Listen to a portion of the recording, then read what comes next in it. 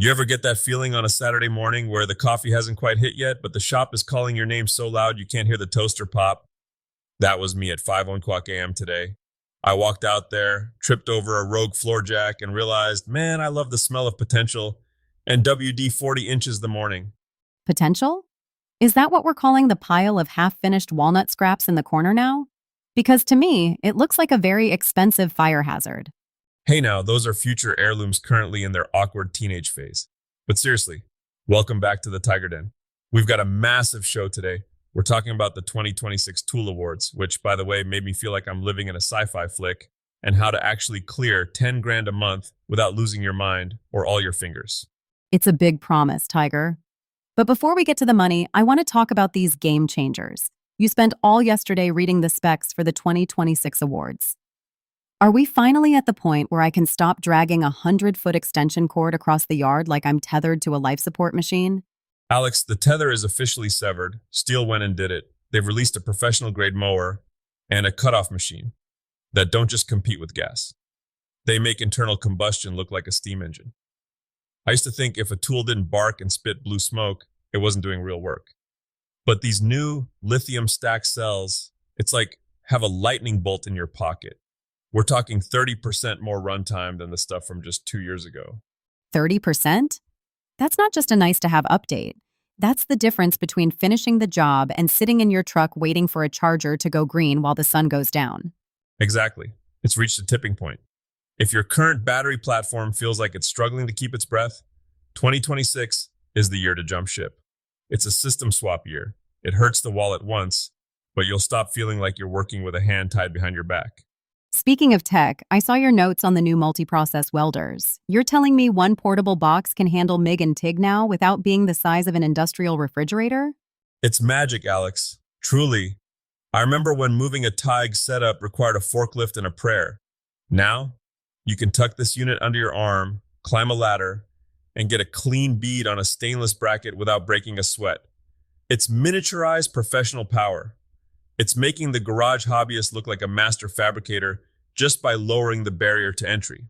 Which is great, until that hobbyist realizes they actually have to know how to use it, which leads us perfectly into what's happening in the trades. I saw that report on the automotive sector. They aren't looking for the guy who's been turning wrenches since the 70s anymore.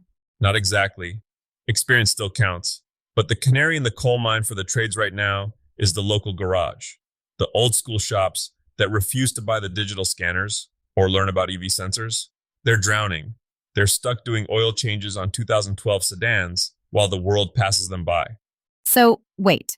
If I'm a young person looking to get into a trade, you're saying I don't need 20 years of grease under my fingernails to get hired? You still need the grease, but you need a brain for the bits and bytes too. Shops are hiring for potential now. They want the kid who isn't scared of a software update.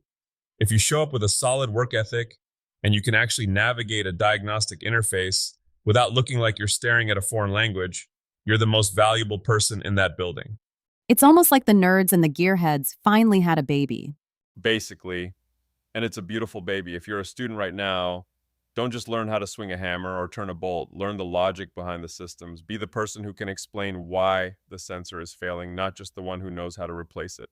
Okay, let's talk about the dream. The maker mogul life. Every time I open Instagram, I see someone making a cutting board. Are we really saying you can hit $10,000 a month making things out of wood? Or is that just influencer math? Influencer math is usually 50% lighting and 50% lies. But 10K is real if you stop acting like an artist and start acting like a factory. I've been there. I've spent 40 hours on a soul-searching coffee table that I ended up selling for barely enough to cover the lumber and a six-pack of beer. You can't scale a soul search. So what's the secret sauce? Because it's clearly not just working harder. It's reproducibility. You need a menu. Zach Vaught and the big players in this space are shouting it from the rooftops. Pick 5 things and get fast at them.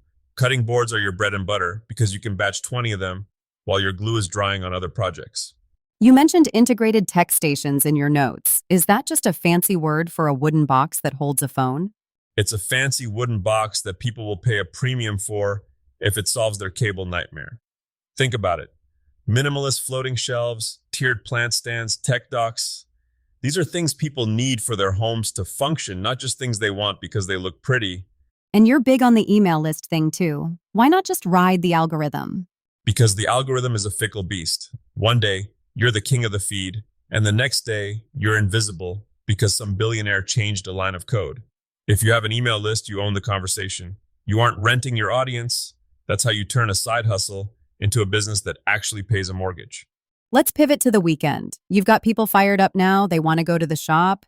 You suggested a Mom, I Love You portrait for the scroll saw. Isn't that a little, I don't know, craft fair 1994? Oh, it's a classic for a reason. Look, a scroll saw portrait is a gauntlet. It tests your blade tension, your patience, and your ability to breathe without shaking your hands. It's a patience builder. And hey, Mother's Day or not, a handmade portrait of a loved one is the kind of gift that gets you a free pass for all the money you spent on that new welder we talked about earlier. Clever. Emotional blackmail via scroll saw. I like it. But what about the kitchen? You mentioned DIY countertops. That sounds like a recipe for a very expensive mistake and a very angry spouse. I once cut a laminate top backwards. I was so focused on the decorative edge that I forgot left is right when the board is upside down. I ended up with a beautiful countertop that fit perfectly if my kitchen was a mirror image of itself. See, this is why I ask. The trick is the 4-measure rule. Don't just measure twice. Measure, walk away, have a coffee, measure again, then have someone else measure it while you watch. And please, for the love of all that is holy, check your finishes. Right, the food safe debate. Everyone thinks poly is the answer for everything. If you're cutting onions on it, you don't want to be eating polyurethane flakes. Use food-grade mineral oil or beeswax. It's simple, it's cheap, and it won't make your family sick. It's the little details, Alex. The difference between a DIY project and a professional installation is usually just the last 5% of effort. Okay, so upgrade the batteries, learn the software, batch your production, and don't poison your family with the wrong finish. Sounds like a busy Saturday. It's the best kind of busy. There's a certain magic in starting a day with a pile of raw materials and ending it with something that didn't exist when the sun came up. Well, before you go Zen Master on us, give us the final word. What's the one thing people should take into the shop today? Don't let the fear of a scrap pile stop you from making the first cut. Every mistake you make is just the universe giving you a very specific, very hands-on tutorial. You learn more from a ruined piece of cherry wood than you ever will from a perfect one. So, if you hear Tiger screaming from his shop later this afternoon, just know he's getting a vivid tutorial. Exactly. Now get out there and make something awesome. We'll see you in the den.